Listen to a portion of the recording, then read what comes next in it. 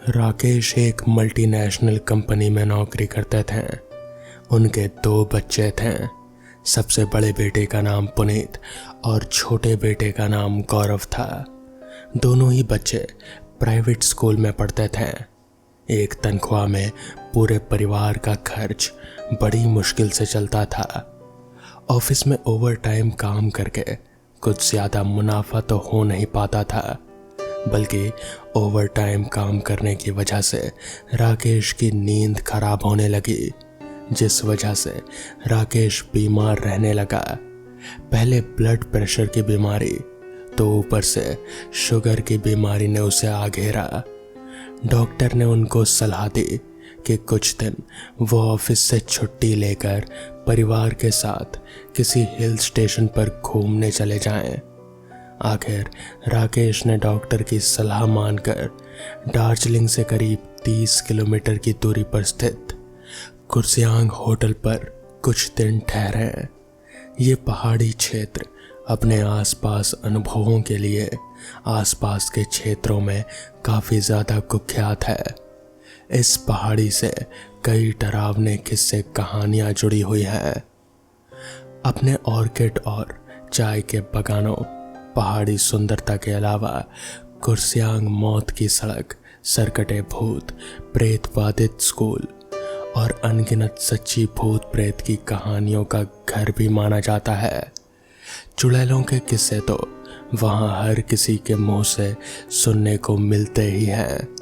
ये सब बातें होटल के मैनेजर ने राकेश और उसके परिवार को पहले ही बता दी और ये भी हिदायत दी कि होटल के पीछे एक शमशान घाट है जहाँ पर चुड़ैलें दिखाई देती हैं। खास तौर पर पूर्णिमा की चांदनी रात को वो किसी जीव को अपना शिकार बनाती हैं और फिर उसके कंकाल के चारों ओर नृत्य करती हैं, और जो कोई भी उन्हें नृत्य करता देख लेता है तो समझिए कि उसकी मौत तय है। इसलिए कृपा करके दिन छिपने के बाद उस ओर ना जाएं। ये सुनकर राकेश और उसके परिवार के सदस्य जोर जोर से हंसने लगते हैं। राकेश के बच्चे ने तो होटल के मैनेजर को ये कहकर मजाक में उड़ा दिया, अंकल, ये 21वीं सदी में आप भूत प्रेतों पर विश्वास करते हैं? आप इतना डरते हो तो होटल बंद करके कोई दूसरा काम क्यों नहीं शुरू कर देते? ये सुनकर होटल के मैनेजर और वहाँ कर्मचारी चुप रहे। राकेश के परिवार ने वहाँ के प्राकृतिक सौंदर्य का खूब आनंद लिया। वहाँ के वातावरण की वजह से राकेश की तबीयत में धीरे धीरे सुधार होने लगा। एक रात की बात है, राकेश के सबसे बड़े बेटे पुनीत को रात को नींद नहीं आई, तो उसने सोचा क्यों ना कमरे की खिड़की खोलकर बाहर की चांदनी रात का नज़ारा देखा जाए। इत्तेफाक से उस दिन पूर्णिमा की रात थी। पुनीत ने जैसे ही खिड़की को खोल कर देखा तो बाहर देखता है कि कुछ औरतें टोपी ओढ़े हुए घने पेड़ों के बीच नृत्य कर रही है। पुनीत ने अपनी दूरबीन से देखना चाहा कि आखिर वो औरतें इतनी रात को घने जंगल के बीच नृत्य कर क्यों रही है। पुनीत ने देखा कि लंबे लंबे बालों वाली 4 औरतें, जिनकी आंखें लाल है और बड़े बड़े नाखून से किसी व्यक्ति को नोच कर खा रही हैं। उनके मुंह में खून लगा हुआ है। ये सब देखकर पुनीत डर गया और दुबक कर चादर ओढ़कर सोने की कोशिश करने लगा, मगर उसको सारी रात नींद नहीं आई। उसको ये सब देखकर होटल के स्टाफ की सभी बातें याद आने लगी। आखिर सुबह हुई। राकेश ने सुबह का नाश्ता होटल के कर्मचारी से मंगवाया।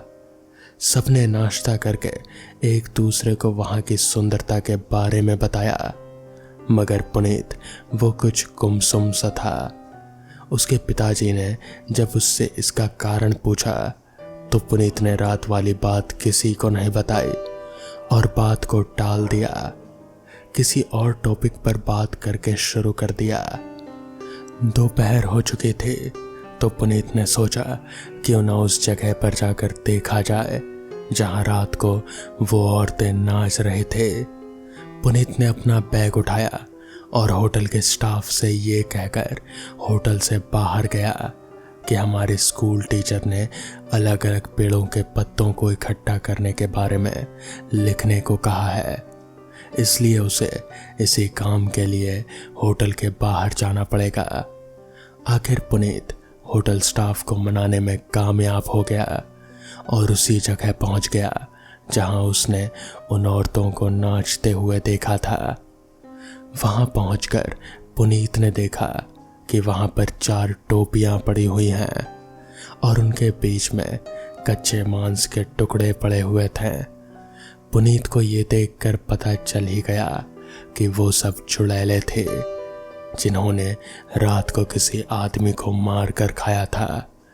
वहां पर मानव हड्डियों का ढांचा भी पड़ा हुआ था जिस पर कीड़े मकोड़े और मक्खियां भिनभिना रहे थे।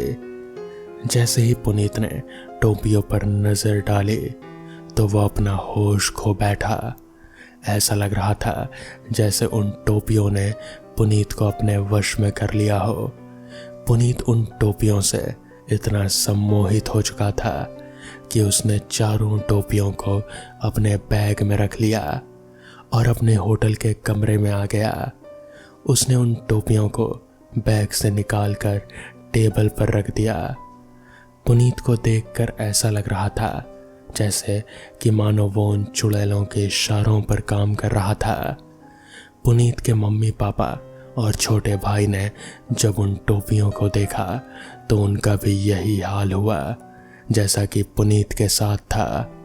फिर क्या था, उनको ऐसा महसूस हुआ कि जैसे कोई उनको कह रहा हो कि इन टोपियों को अपने सिर पर पहन लो। जैसे ही उन्होंने उन टोपियों को पहना वैसे ही पुनीत और उसके परिवार के सभी सदस्यों की मौत हो गई और वो टोपियां भी अदृश्य हो गए। जिस वक्त ये घटना घटी उनके कमरे का दरवाज़ा जोर की आवाज़ के साथ बंद हुआ।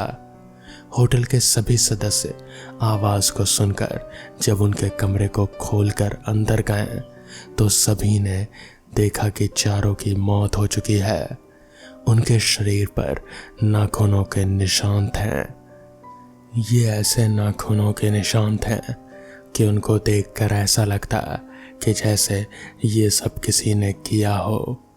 होटल के मैनेजर ने पुलिस को इस बारे में बताया तो पुलिस को ये समझने में देर नहीं लगी कि ये सब उन्हीं टोपी वाली चुड़ैलों का काम है, क्योंकि ऐसी घटनाएं पहले भी इस होटल में घट चुके थे।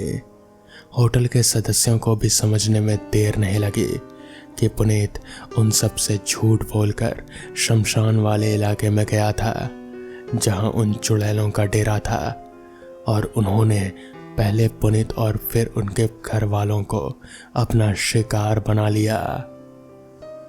तो दोस्तों, ये थी आज की पहली कहानी। तो चलिए बढ़ते हैं आज की दूसरी कहानी की ओर। रास्ते कहीं नहीं जाते साहब, जाना आपको ही पड़ेगा। कार वाले से बोलकर रघु वापस अपनी कार ठीक करने लगा। कार वाले का परिवार को बड़ा अजीब लगा। तभी वो कार वाला बोला, अरे भाई इतना उखड़ क्यों रहे हो? रात का अंधेरा है, अनजान शहर, अनजान हाईवे, रास्ता नहीं मालूम था तो पूछ लिया। देखिए एक काम करिए, यहाँ से 5 किलोमीटर दूर एक होटल है, आप वहाँ चले जाइए और सुबह होते ही निकल जाइएगा। रघु की बात सुन कार वाला बोला, अच्छा चलता हूँ भाई, अगर आपको कहीं लिफ्ट दे दूँ क्या? इस पर रघु बोला, नहीं नहीं, मेरी गाड़ी हमेशा ख़राब होती रहती है और मैं हमेशा इसे ठीक करता रहता हूँ। कार वाले की पत्नी उससे कहती है, सुनिए आप यहाँ से चलिए, मुझे ये आदमी सही नहीं लगता, पता नहीं कब से अजीब अजीब बातें कर रहा है। कार वाला अपनी गाड़ी लेकर चल देता है और रघु उन सबको जाते हुए देखकर हंसने लगता है। कार वाला पीछे पलट कर देखता है तो रघु अपनी गाड़ी के साथ गायब था।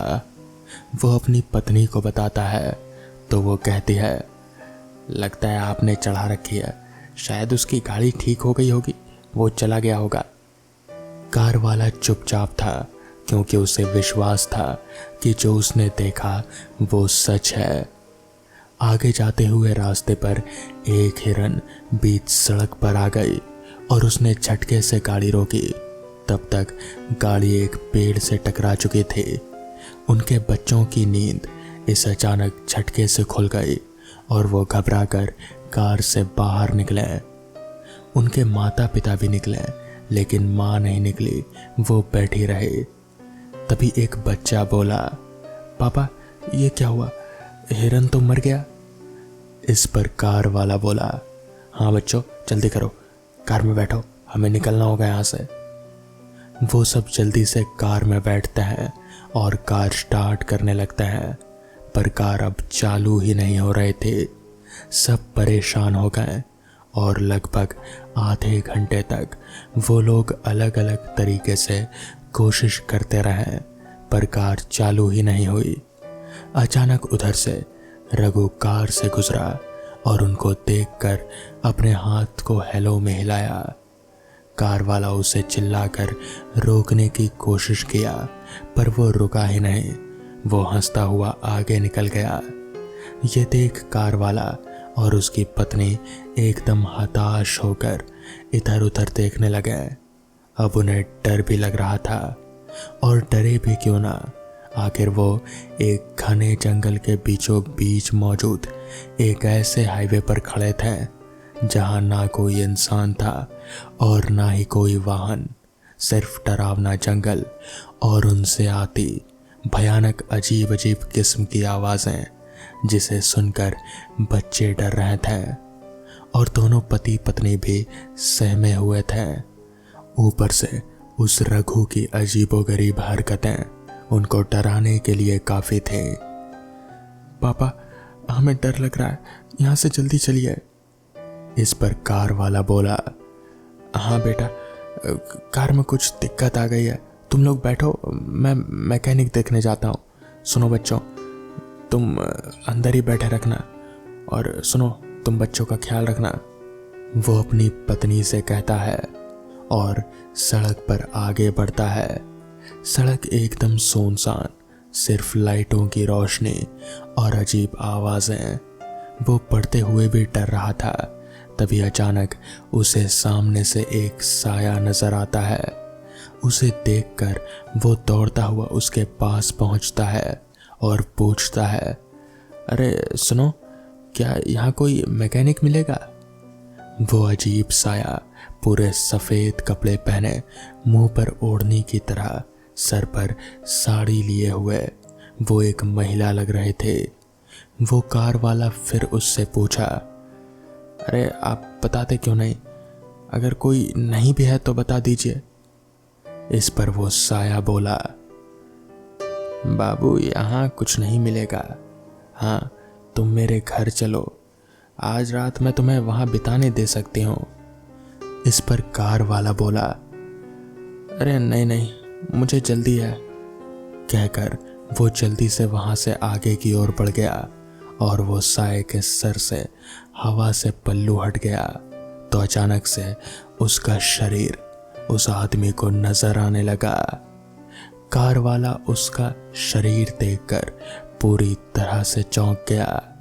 उसका पूरा शरीर तो था मगर उसका सिर ही नहीं था, और वो साया तभी एकदम से गायब हो गया।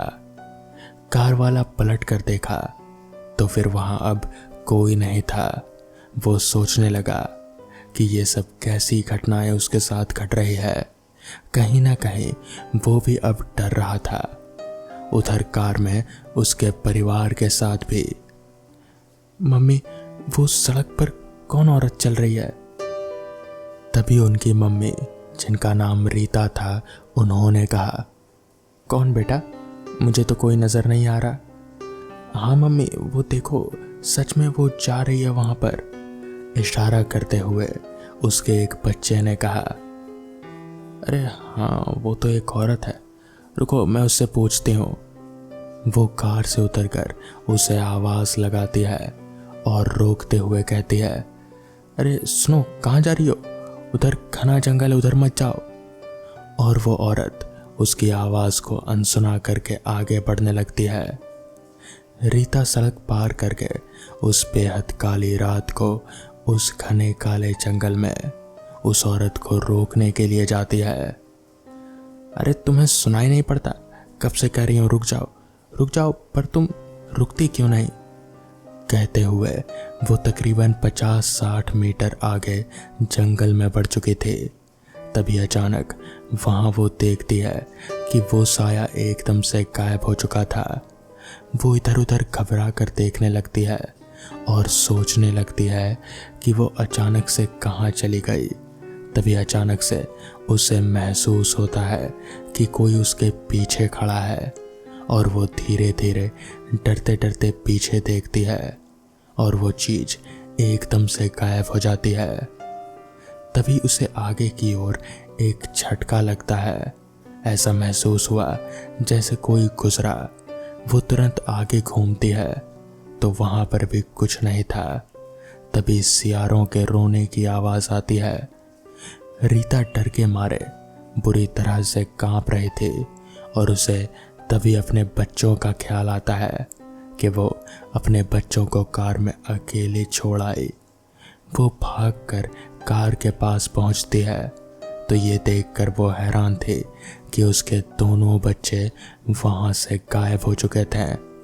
वो तुरंत चिल्ला चिल्ला कर उनको आवाज देने लगती है और रोने लगती है। उस सुनसान हाईवे और घने जंगल में उसकी आवाज पूरी तरह से गूंज रही थी। चट्टानों से लेकर सोए पक्षी पक्षुओं की आवाज उसकी चीख सुनकर जाग गए। रीता चिल्लाते चिल्लाते कार के पीछे वाले जंगल में पहुंच जाती है और जैसे ही वो आगे बढ़ती है तो कुछ ही दूरी पर वो साया फिर नजर आता है। रीता उसे फिर से आवाज देती है पर वो साया बिना कुछ सुने और बोले बस आगे बढ़ती जा रहे थे। रीता उसके पीछे जाने लगती है।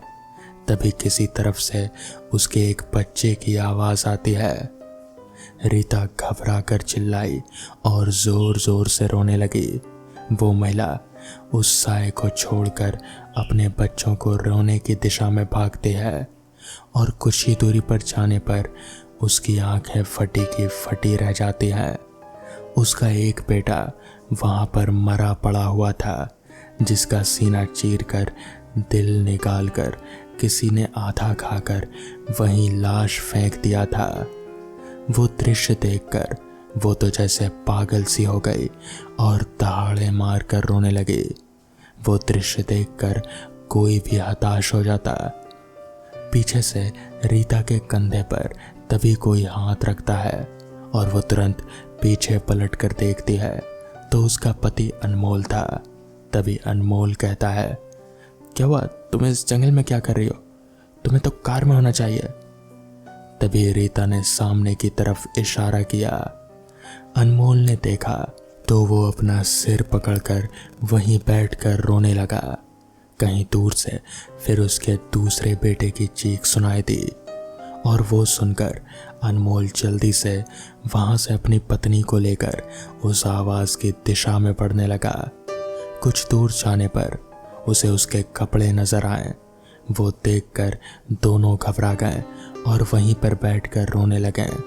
तभी ऊपर पेड़ से एक लाश पेड़ की लताओं में लिपटे हुए नीचे गिरी और वो उसे देखकर चिल्ला उठे और जल्दी से लताओं को खोल कर देखे तो वही उसका दूसरा बेटा था। वो भी मारा जा चुका था और उसकी हालत भी बिल्कुल पहले वाले बेटे की तरह हो गई थी। दोनों पति पत्नी एकदम डरकर और घबराकर बेतहाशा भागने लगे। तभी पत्नी का पैर एक पत्थर से टकराया और वो गिर पड़ी। तभी उसके गले में एक फंदा आकर फंसा और वो ऊपर हवा में उठने लगी। अनमोल चिल्लाया मगर कोई फायदा नहीं हुआ। आसपास कोई नजर नहीं आ रहा था। तब तक उसकी पत्नी भी दम तोड़ चुके थे और फंदा ढीला होकर नीचे गिर गया। उसका पति उसकी सांसें देखता है, मगर वो तब तक मारी जा चुकी थी। तभी उसे उसके पीछे किसी के होने की आहट होती है। अनमोल घबराया हुआ पागलों की तरह भागने लगता है। वो भागते हुए अपने कार के पास पहुंचता है तो वो साया उसके पीछे वहां कार तक आ जाता है। उसे देखकर वो फिर सड़क की ओर भागता है और जैसे ही सड़क के बीचों बीच पहुंचता है, उसे एक बहुत ही बड़ी सी गाड़ी उड़ाते हुए आगे चली जाती है। वो गाड़ी किसी और की नहीं बल्कि रघु की ही थी, जो इनसे शुरुआत में मिला था। तभी रघु के चेहरे पर एक रहस्यमय मुस्कान उभरती है और रघु अपने आप से ही कहता है, पता नहीं कहाँ कहाँ से आ जाते हैं यहाँ पर मरने के लिए। और फिर कुछ ही दूर आगे जाकर रघु समेत वो गाड़ी हवा में जैसे गायब सी हो गई, जैसे पहले वहाँ वो थी ही नहीं।